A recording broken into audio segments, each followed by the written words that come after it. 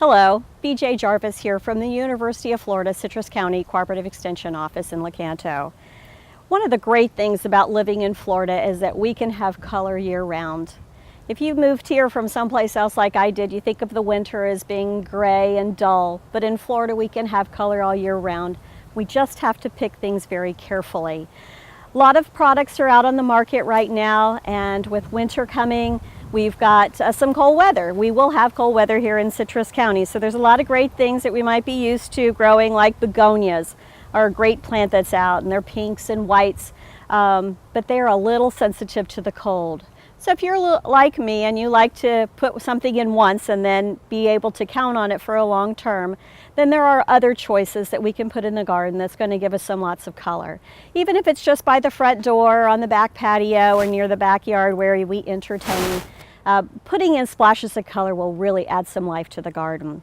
So let's talk about some plants that are going to do well in the winter. There are plants that you can put in the ground or in containers. I found this fabulous pot of petunias that will do really well. They even like the heat, so when we get into the spring and then we start getting a few warm days, it will hold up really well. So this is a really fantastic plant. It could be in the ground or it could be in a container.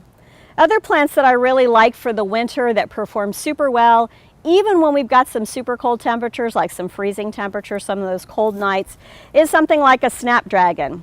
Individually, they're not so fantastic, but you put them in a nice clump and they will look great, or mix them with other plants. They will continue to get tall and they'll continue to put flowers up on top of each other. So those are a nice long-term plant. They're going to do well into the heat of the spring. So I love the snapdragons because they're such a great plant. Yellows, whites, and the pinks and purples are really great. Something else that's in the pinks and even into the reds is geraniums. You would think that geraniums would not do so well here through the winter, but they really prefer the winter over the summer. It's almost too hot here, too humid here in the summer for them to be able to survive like they did in points north. So geraniums, this one's got a lot of buds on it. I bought it with a lot of buds so that I know it's going to start producing really, really well. If you find one with a couple of yellow leaves, just prop them off and make sure that they get off before you put them in the ground. For a seasonal color, I love this combination. These are, of course, the stereotypical poinsettia, but also this is a great little plant that's actually a cousin of poinsettia. It's a euphorbia, and it has millions of these little white flowers on it all the way through the winter. So what a stunning combination in a pot or a container, mixing the reds and whites. It works through into the spring as well. So euphorbia is getting fairly more available on the market, fairly common on the market, and it is this delicate white is a great foil to just about any bold color, whether it's the red poinsettia or something else.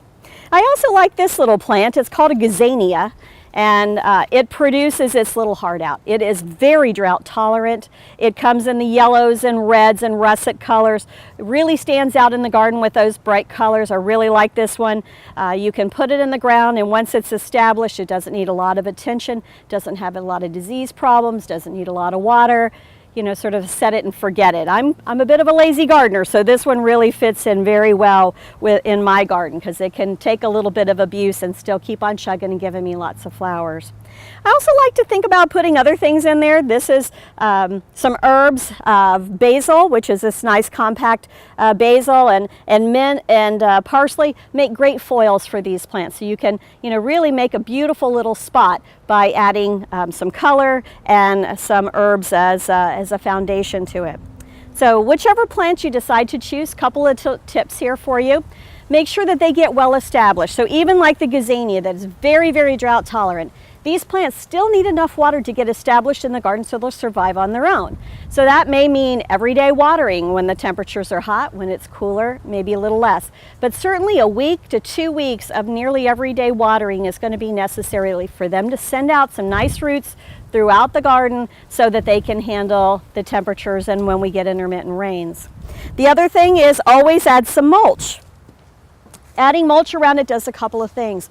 One, when it's cold, it'll provide a bit of a blanket for the plants. Keeps those weeds suppressed so that once you spend the effort to get your garden in, you don't have to worry about those weeds popping up. When you're planting, also add just a little bit of slow release fertilizer. This is fertilizer that looks like little pebbles or a gravelly look to it, and that is a little bit of fertilizer that's been coated, and it comes out very, very slowly. So every time it's watered or it rains, a little bit of water goes into the bead, a little bit of fertilizer comes out. So it gives it off little tiny bits at a time, which is super healthy for the plant and keeps that fertilizer right in that area. You don't want to put a lot of fast release fertilizers, those fertilizers maybe you mix in your water and then you pour it on and it has turned the water color. That's going to be available to the plants right now, but not a week or 2 weeks or 3 weeks from now. So when plants are hungry, they're looking for some fertilizer. Slow release fertilizer will provide that, whereas the plants are going to be looking for you to provide more fertilizer if you give it that very quick release fertilizer. So be sure to use a moderate amounts of the slow release fertilizer.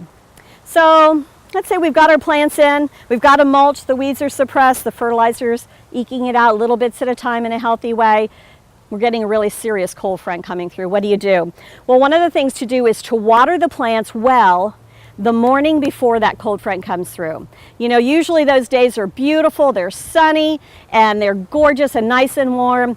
And by watering it at that time, that will keep the water in, and the water will in the soil will actually warm up the soil and keeps it well over the night when we get those freezing temperatures. You can also turn a bucket or a box over top. So these are some ideas providing color in your winter garden. If you want more choices on color in your garden, please give us a call at the Extension office at 352-527-5700. Visit us on our website as well. Give us a call. We'd be happy to give you some tips and ideas on how to have fantastic color all the way through the winter.